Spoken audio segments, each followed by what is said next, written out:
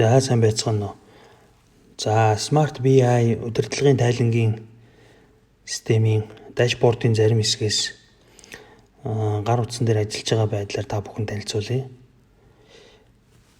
За юуны өмнө Smart BI удирдлагын тайлангийн системийн талаар товчхон тайлбарлая.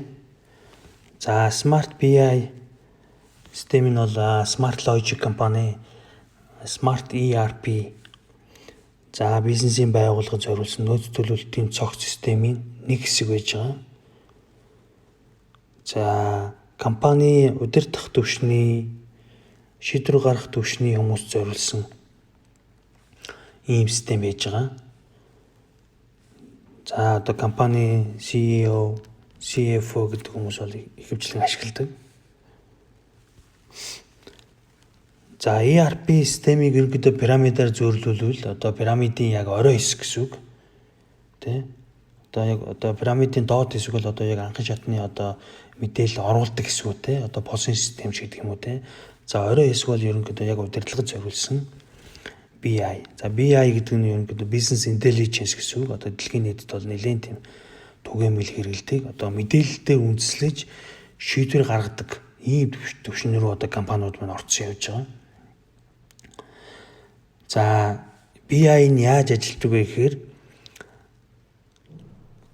за ERP системийн одоо бүх дэд системдэр байгаа мэдээллийг өөрөө боловсруулж тэндээ data warehouse үүсгэж тэгээд одоо cloud орчинд одоо ингээд удирдлагын гар утсан дээр компьютер дээр таблетэн дээр ажилладаг ийм систем байж байгаа. Ер нь бол одоо орчин үед бол одоо мэдээллийг бол одоо маш хурдтай ингээд одоо удирдлагад хүрэх ийм шаардлага. Тэгэхээр энэ одоо шаардлагын одоо гол одоо зорилгыг хангаж байгаа систем бол BI систем байж байгаа. За технологийн хувьд бол энэ маань өөрөө cloud технологи, үүлэн тооцоол. Тэгэхээр дэлхийн хаанаас ч одоо гар утсан дээрээсээ, компьютер дээрээсээ мэдээлэл аваад, бизнесээ удирдаад, компани удирдаад шийдвэр гаргаад явах ийм боломжтой байж байгаа. За манай компани бол одоо яг Smart BI гэдэг системийг бол одоо 2014 оноос хойш судалгааг нь хийгээд ингээ хөгжүүлээд бол тасралтгүй одоо ингээд 5 дахь жилдээ явж байна. За одоогийн байдлаар бол Монголдо бол 60-аад байгууллага дээр энэ BI системийг ингээд нэвтрүүлсэн ингээ явж байна. За одоо энд болохоор би энэ демо гэдэг нэг компани дээр дата бэлдсэн байж байгаа. За энэ BI систем нь бол ерөнхийдөө дашборд болон репорт гэдэг ийм хоёр хэсгээс бүрдэнэ. За өнөөдөр бол би энэ ерөнхийдөө санхүүгийн одоо системийн одоо мэдээллийг боловсруулж харуулдаг одоо хэсгийг бол та бүхэнд үзүүлж байна. За санхүүгийн систем нь болохоор за Smart Accounting гэдэг одоо манай санхүү нэгтлэн бодох хүртэл систем байж байгаа.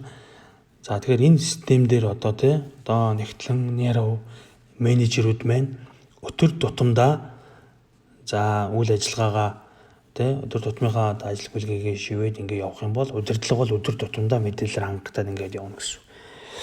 За BI системийн одоо дэлгэрэнгүй мэдээллийг бол та бүхэн энэ одоо Power BI-ийг имэн гэдэг энэ линкээр ороод ингээд мэдээлэл бас дэлгэрэнгүй мэдээлэл бас авах боломжтой гэсэн.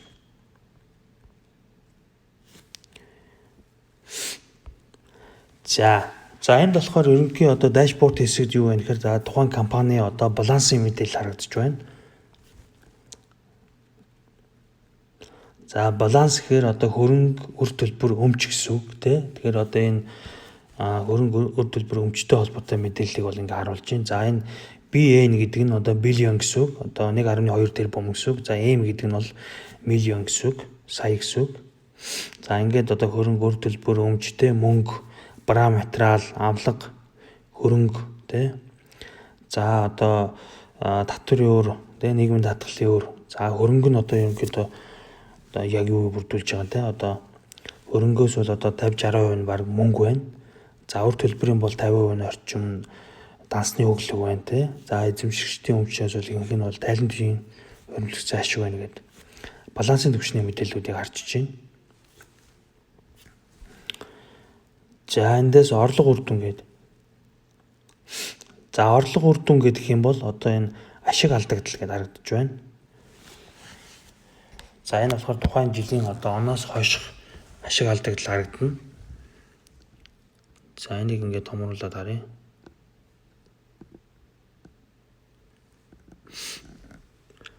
За энэ бол оноос хойш ашиг алдагдал бол сар сараар харагдаж байна. За одоо ингээд оноос хойш за энэ шар нь бол одоо зардал. За энэ бол цэнхэр нь бол орлого. Тэгээ өртөг, нийт ашиг, цэвэр ашиг гэдэг хоёр нь лайнаар харагдаж байна гэсэн. За эндээс харахад бол одоо борлуулалтын орлого бол одоо 5 сард хамгийн өндөр байна гэдэг нь харагдаж байна.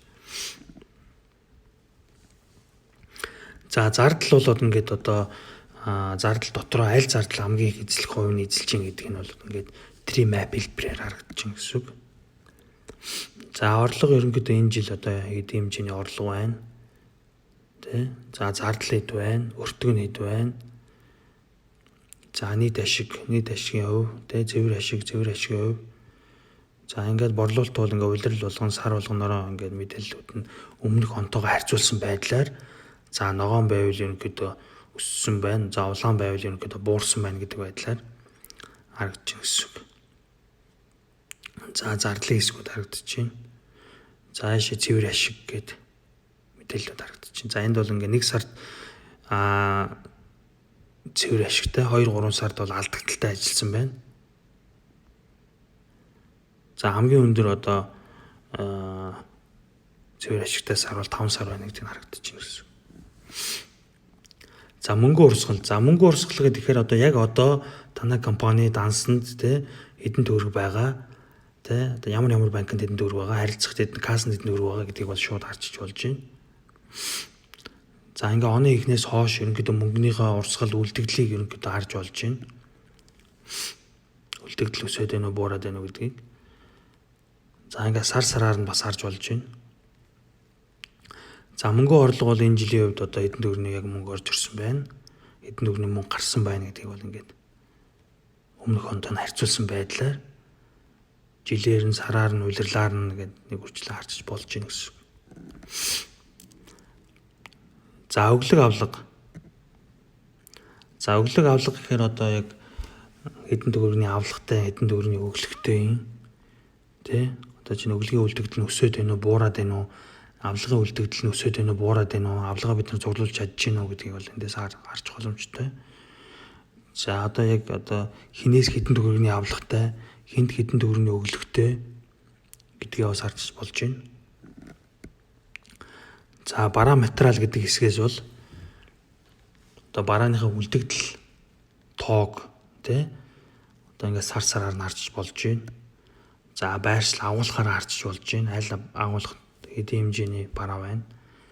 За худалдаа авалтаа энэ жилийн хувьд одоо бид хэдэн саруудад одоо том худалдаа авалтууд хийсэн бэ гэдгийг харж болж байна. Татаа авалтаас энэ дээр харагдана. За 12 мянган ширхэг бараа байна. За барааны өртөг нь бол нийтдээ 54 сая өртөгтэй бараа байна гэсэн үг. За өмнөх оны яг одоо мөн үедээ харьцуулахад бол одоо энэ барааны үлдэгдэл бол өссөн байна гэсэн үг. За худалдаа авалтын мэдээллүүдийг бас ингээд улирлаар нь харж байна. Сар сараар нь харж байна. За барааны үлдэгдэл өртгийг ерөнхийдөө сар сараар нь бас харж болж байна. За барааны үлдэгдлийг ангиллаар нь харж байна. За энэ барааны нөөц хоног гэдэг энэ бас нэг юм чухал ойлголт байна. За энэ болохоор яг одоо байгаа танай барааны нөөц чинь хэдэн өдрийн нөөц вэ гэдгийг харуулж байна гэсэн үг. За чинь хамгийн ихний бараа бол 5 өдрийн нөөцтэй гэж харагдаж байна. Тэгэхээр энэ нөөцийг яаж тооцоолж ийн гэхээр систем ашиглаж эхэлснээс хойш ингээд дата бүрдэнэ.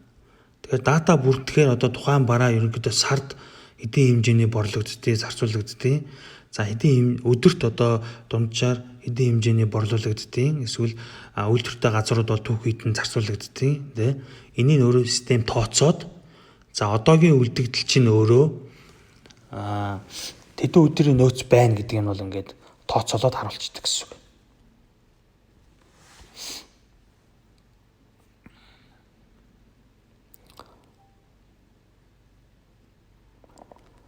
За энэ нэг худалдаа авалт барааны үлдэгдлийн брэндээр нь худалдаа авалтын дүнгээр нь харуулж байна. За яг одоо агуулгад байгаа барааныхаа үлдэгдэл тоо хэмжээг нь бас харж болж байна. За яг одоо ямар бараанаас хэдэн ширхэг байна, аль нь дуусч дуусаагүй байна гэдг нь бол үлдэгдэл тоо хэмжээнийх нь хувьд нь бас гарч болж байна. За ингээ худалдаа авалтууд ингээ дэлгэрэнгүй харж болж байна. За борлуулалтын хэсгээс за энэ бол яг бараа материал борлуулдаг компаниудын хувьд бол харах боломжтой. Бараа материал юм уу ажил үйлчилгээ бас байж болно. За ингээ сар сараараа ерөнхийдөө борлуулалтуудаа харж байна. За сар сараараа ерөнхийдөө борлуулалтаа бол энэ шар нь бол өмнөх оны борлуулалт. За цэнхэр нь бол энэ оны борлуулалт.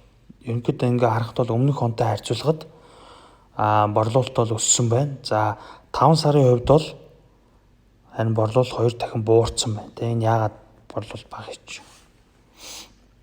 За борлуулалтыг брэндээр нь харж байна. За борлуулалтын өсөлтийг харж байна. Аль брэнд нь өсөд байна, аль нь одоо ерөнхийд нь буураад